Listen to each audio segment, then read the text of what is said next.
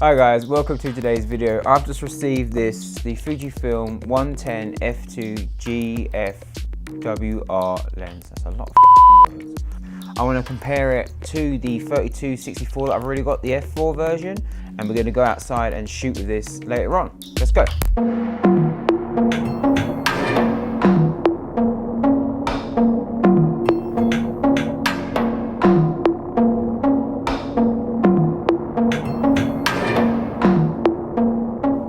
I was actually umming and ahhing about getting this lens for a while. I didn't know if I needed it or not, so today we're actually going to unbox it and find out what it can actually do. Okay, so this is going to be a very fast unboxing. I don't normally like unboxing videos, but still. Just see me cut myself up, it was funny. So before we get started, big shout out to Robert's Camera over in Indianapolis for getting this out to me for the next day. Let's take all this stuff out, and we go. This is what you get.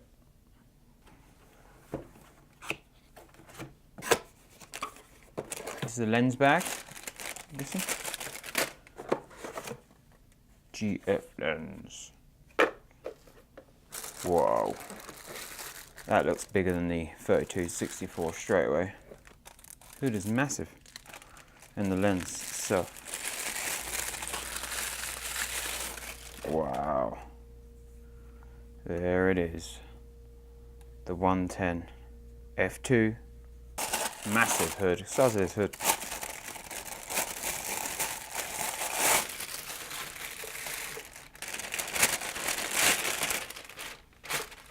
Yeah, it's not a bad bag. It feels pretty good quality.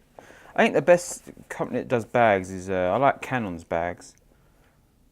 This is a decent bag, but Canon do pretty good lens bags. So that's it, literally. The bag, the lens, the hood, and then just a bunch of instructions and stuff like that. We don't need to read about that. No one I know ever reads instructions. Yeah, so just from a quick look at them, the 110 seems to be a lot bigger. That is to be expected, obviously being an f2, but it's not that much bigger than the 32-64. Let's now put up the weight of the two lenses to see what the actual difference is. They're obviously going to feel a lot different on the camera, but we can test it out when we get outside later on today. So let's jump outside now and see what it's like on the camera. Hi guys, we are now outside. It's a very dull day today, so it's quite nice actually. Going to get some very soft light. I've mounted the 110 now onto the GFX. In the hand it feels pretty much the same kind of weight. You can't really notice I think it's a couple 100 grams. I think the 32-64 is 875 and this was 10 grams or something. You can't really notice the difference really. In the hand it feels pretty much the same as I just mentioned. So we're now going to take a couple of images. I'm currently shooting, what am I shooting at? I'm at 1/60th of a second, f2, 100 ISO. I'm going to immediately see what the difference is over the 32-64. If anybody's actually shot with the 32-64, that's actually quite wide. This is equivalent, 35mm equivalent to 85mm, a 1/6. So 1/6, 85mm, this is a 35mm equivalent to. So we're going to give it a go now, and then I'll put the pictures up as we go. And Tanya is just going to stand over here for us, and I'm just going to swing around. My tripod's here. It's only just literally put my camera on, so I'm going to put the camera down on the ground.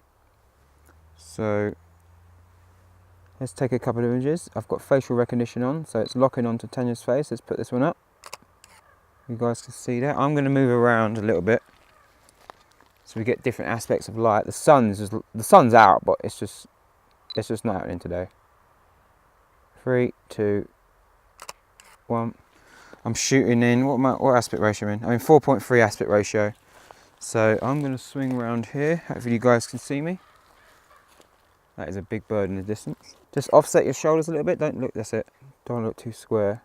I'll put these images up, guys. You can see. Cool. So I mean, yeah, I don't think you can notice the 200 gram difference. Feels pretty much the same as the 32-64. It's just a massive front element, obviously being f2. Right now, let me step back a bit. It's actually quite zoomed in. 3, 2, 1. Nice. I'll put these images up, guys. You can check them out. And they'll probably be on Instagram as well. But also the compression stuff, you're not going to see them that great. Just offset yourself a little bit, Tan. That's it there. 3, 2, Uno, does EM, done. So I found this really nice crusty old tree stump. I wouldn't say a tree stump, it's more it's a very old tree that's been fallen down. And I can focus on, literally, I've got so much control of the focal plane. I can make something in focus here and literally an inch back, completely blown out. So I'm currently focusing on there's grass all around here. Because I'm shooting at f2, it doesn't even see these reeds here. I'm literally putting the focal plane, I'll show you, look. I'm putting the focal plane here. So this lot's in focus, that's completely blown out, that's completely blown out. You can't see this and you can't see past there, you're only focusing here. So let me take this image and I'll put it up. So this is using the 110. I've been out shooting with it now for a few hours and I am loving it. I've got a 2-second timer on, here we go. See what you think of this. This looks amazing, this is amazing light and colour right now. Let me shift the focus, and then you guys can see. Let me do a 65 by 24. Actually, no, scrap that. I'm shooting in 4.3. I'm now going to focus on. Where shall I move it to? What I'll do, I will change the drive, and I'll put this video up. Let me do that. I'm going to shoot it into video, and you guys can see exactly what I am talking about. And you'll see it firsthand. Looks absolutely amazing. So I'm going to press record now on GFX. And GFX is now recording. I'm now going to shift the focus. And you can see what it does. Look at this. Can you see that? It is absolutely beautiful. Very, very smooth. I mean, you wouldn't use this for video. But, I mean, look, now I'm going to go back. The ring, I think it's focused by wire, you know, but it feels amazing. Look at that. Wow. Amazing quality. Cool, let me hit record.